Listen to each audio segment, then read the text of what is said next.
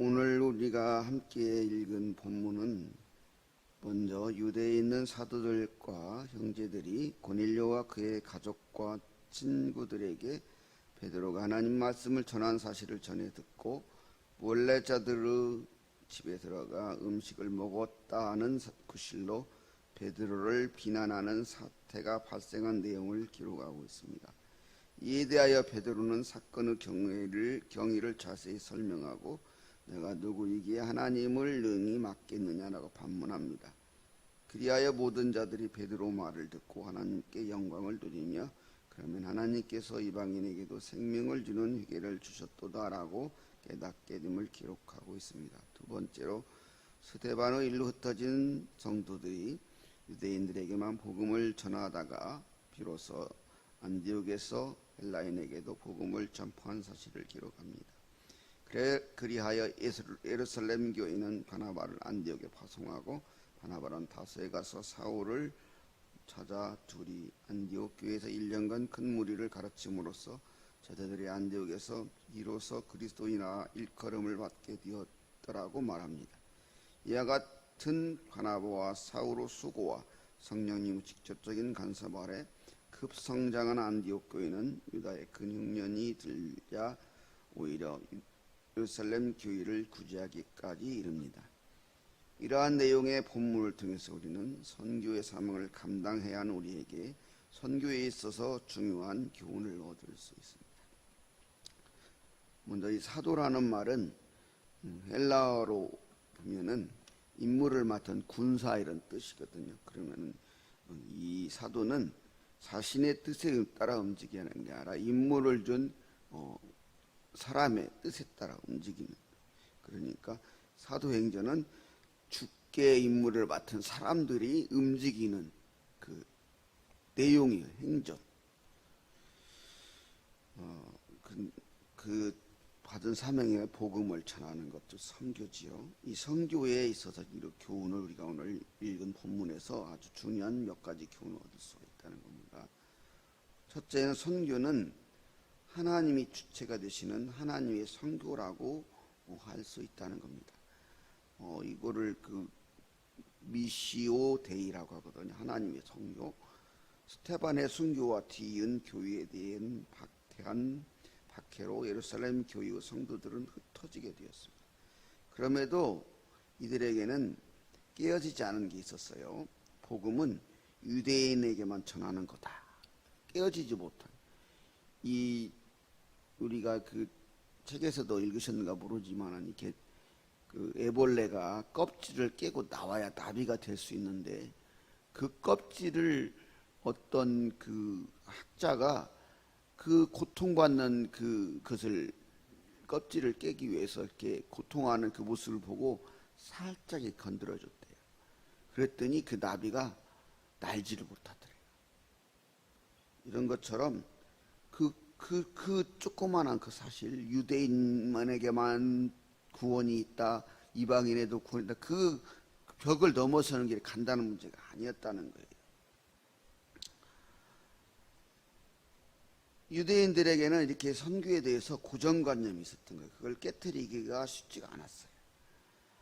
이는 고넬료 사건에서 잘 보여주고 있어요. 이것을 너무 잘 아시는 하나님께서는 고넬료의 가정의 구원을 위해서 이방인이잖아요. 먼저 베드로에게 그 개념을 깨트리기 위해서 부정한 짐승 이런 것들 이렇게 내려가지고 그걸로서 이제 미리 보여주신 거예요. 예수 그리스도가 오시면서 모든 이런 부정과 그 정의 그런 규례도 깨졌거든요.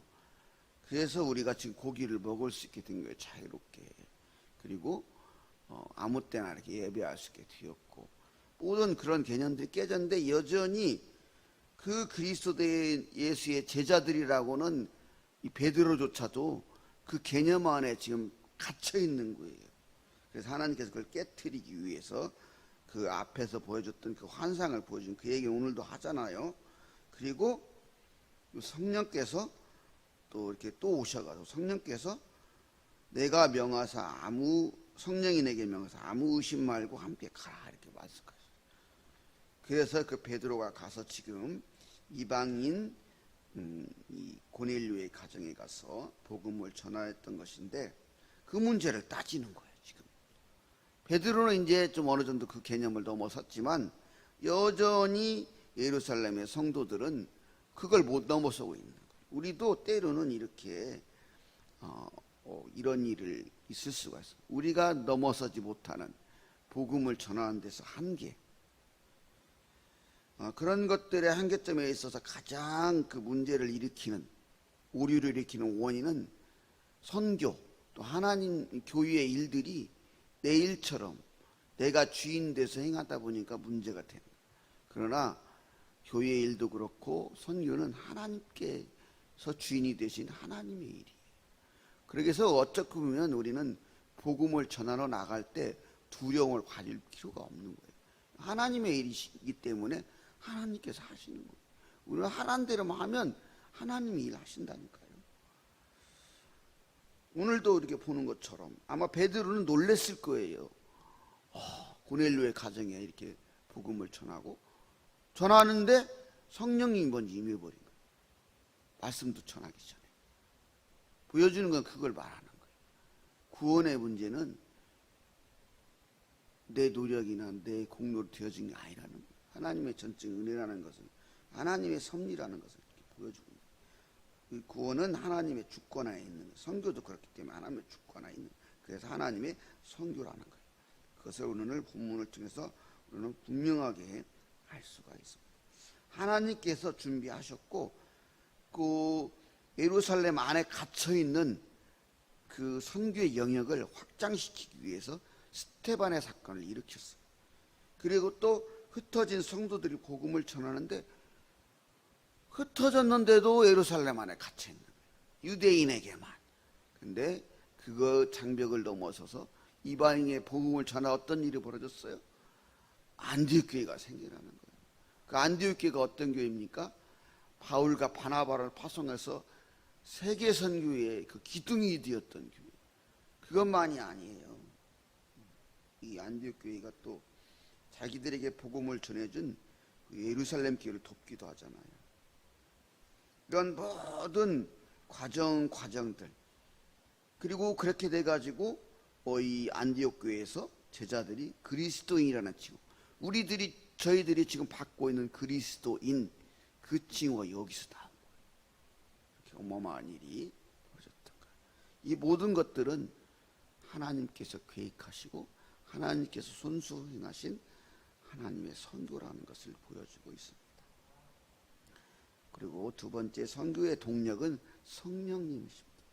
그래서 예수님께서 하늘나라로 올라가시기 전에 너희들은 함께 모여서 기도하면서 하나님의 선물을, 약속하신 선물, 성령을 기다리라고 했잖아요.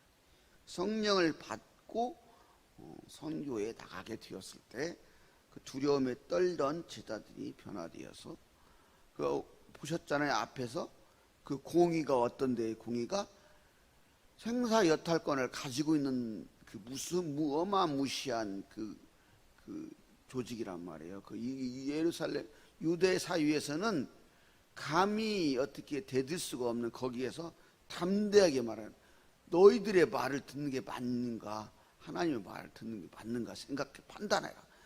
당신들이 판단해보라. 이렇게 담대한 사람을. 그리고 어떻게 보면 학문이 유식하지 않은 그 베드로가 전화했는데 5,000명이 넘는 사람들이 예수님을 믿게 되었죠. 이 모든 것들은 성령님이 함께 하시기 때문에, 하나님의 아들이신 예수님도 사역을 시작할 때부터 끝날 때까지 성령님과 동행했어요. 그걸 잘 아시기 때문에 예수님은 성령과 함께하라고 그러신 거예요. 지금 여기 과정마다 중요한 데마다 성령이 나오잖아요. 이 바나바도 믿음과 성령이 충만해서 그 바나바의 신실한 그 사역을 통해서 안디옥 교회가 어마어마한 교회로 변화가 되는데, 다른 사람들은 두려워하고 아직은 저 사람 믿을 수 없어, 그런 사울까지도 몸소 다소까지 상당히 먼 거리거든요. 그 안디옥에서 다소가 그 지도 보시면 상당히 멀어요. 그때 당시 걸어서 가잖아요. 근데 이미 자리를 다 확정어가 있고 포스가 있잖아요. 바나바는 그 바나바가 다른 사람들이 의심하고 끼어지지도 않는 사울을 데리러 가잖아요. 성령의 사람이니까 그렇게 하는 거예요. 때로 우리는요, 교회 일을 하는 데 있어서, 또 저도 조직 생활도 해봤는데 조직을 운영하는 데 있어서 합당한 사람을 세워야 되는 거예요. 근데 사람들은 자리의 욕심이 있고 뭐가 있다 보니까 그래서 조직이 무너지고 그렇게 되는 거예요. 그러나 우리는 성령의 사람은 때로는 필요한 사람을 내 자리를 내놓더라도 세우는 거예요. 바나바는 아주 무범된 그런 모습을 보여주는 거예요. 사도행전을 읽다 보면 어느 순간 바나바가 싹 사라져요. 사울만 나오잖아요. 바울만. 그렇다고 해서 바나바가 뭐 불만을 가졌다 하다 그런 얘기 하나도 안 하잖아요. 성령의 사람은 하나님의 일을, 사도가 그랬다고 했잖아요. 그 사명을 받은 사람의 그걸 따라 움직이는 사람이라고. 오직 그 사명에 충실할 뿐이에요. 우리는 사라져도, 우리는 고난을 받아도 주님의 나라가 확장되고 하나님의 나라가 확장되고 하나님의 돌아오는 자들이 많아지면 되는 거예요. 저도 마찬가지예요. 그러나 우리 그리스도인이라고 하는 사람들이 그걸 놓지 못하다 보니까 교회의 확장이 정지되고 지금 이런 그 기독교가 정체되어 버린 거예요. 성령의 활동을 제한했기 때문에 이런 일이 벌어졌다는 거예요. 결론적으로. 그러나 선교의 동력은 분명히 성령님이세요. 그 선교의 역사가 보여주고 있는 거예요. 성령님을 힘 입어야 되는 거고 성령의 인도하심을 받아야 되는 거예요. 그리고 마지막으로 선교는 부르심을 입은 자들이 협력하여 선을 이루는 일이. 먼저 성삼위 하나님이 협력하여서 하시잖아요. 그리고 그 성령의 이끄심을 받는 자들이 나갔을 때 담대하게 복음을 전했고 구원의 역사가 일어났어요. 좀 주저주저하는 베드로도 성령의 이끌림을 받고 그 고넬료의 가정에 간 거잖아요. 그렇게 성령의 역사하심이 함께하니까 그 복음을 받은 이방인들의 교회인 안디옥 교회가 이 복음을 전해준 그 예루살렘 교회 유대가 큰 흉년으로 어려움을 당하자 각각 이렇게 그 구조를 보냈다고 하잖아요. 각각은 한 사람 한 사람 이렇게 자기들이 힘을 닿는 데까지 도움을 이렇게 줬다는 얘기예요. 그런데 마지막 자리에도 놀라운 얘기가 나오죠. 이를 실행해서 바나바와 사울의 손으로 장로들에게 보냈다. 왜 바나바만 갈 수 있는데 사울이 따라갔을까요? 이건 바나바의 배려예요. 그래서 이후에 이 사울이 이방인의 선교사로서 어마어마한 일을 할 수 있는 길이 쫙 열려지는 거예요. 이렇게 협력하는 사람은 자신을 내려놓는 거예요. 그래야 복음이 확장되고 하나님 나라 확장됐어요. 저는 항상 그랬어요. 제가 부족함이 많지만 조직 생활을 할 때 이 조직에 가장 필요한 사람이 누군가 생각했어요.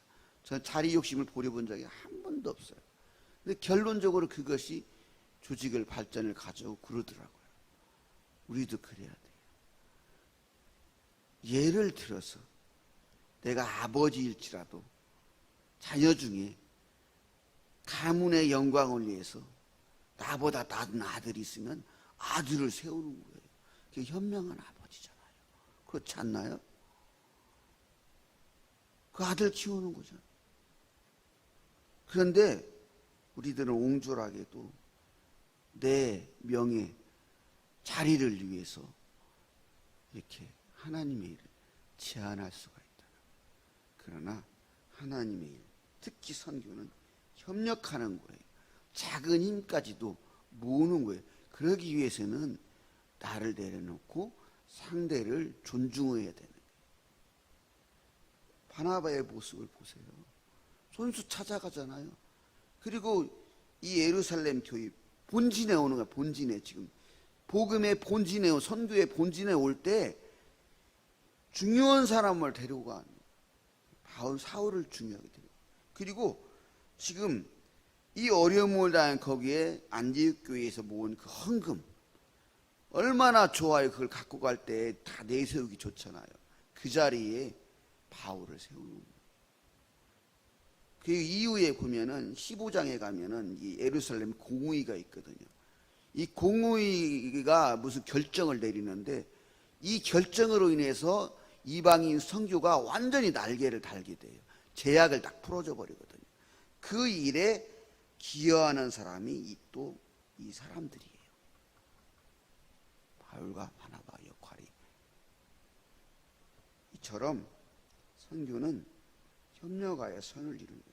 로마서 8장 28절 이렇게 나오잖아요. 우리가 알거니와 하나님을 사랑하는 자 곧 그의 뜻대로 부심을 받은 자들에게는 모든 것이 협력하여 선을 이루느라. 반대로 말하면 협력하여 선을 이루지 못하는 자들은 하나님의 뜻대로 하나님을 사랑하는 자들이 아니라는 거예요. 반대로 말하면. 아시겠습니까? 그러므로 우리는 협력하는 사람들이 되어야 합니다. 이렇게 해서 선교의 사명을 감당해야 됩니다. 이렇게 사도행전 11장은 유대인에게 한정되었던 선교가 스테반 사건을 계기로 흩어진 성도들을 인해서 이방인 선교가 이어지면서 선교 영역이 급격하게 확장되는 시작을 보여주고 있습니다. 이를 통해서 우리는 하나님의 복음의 증인으로 부름받은 선교사로 살아가야 되는 우리가, 선교는 하나님이 주체되는 하나님의 선교이고 선교의 동력은 성령님이시며 선교로 부르심을 입은 자들은 협력과 선을 이루는 일임을 알게 되었습니다.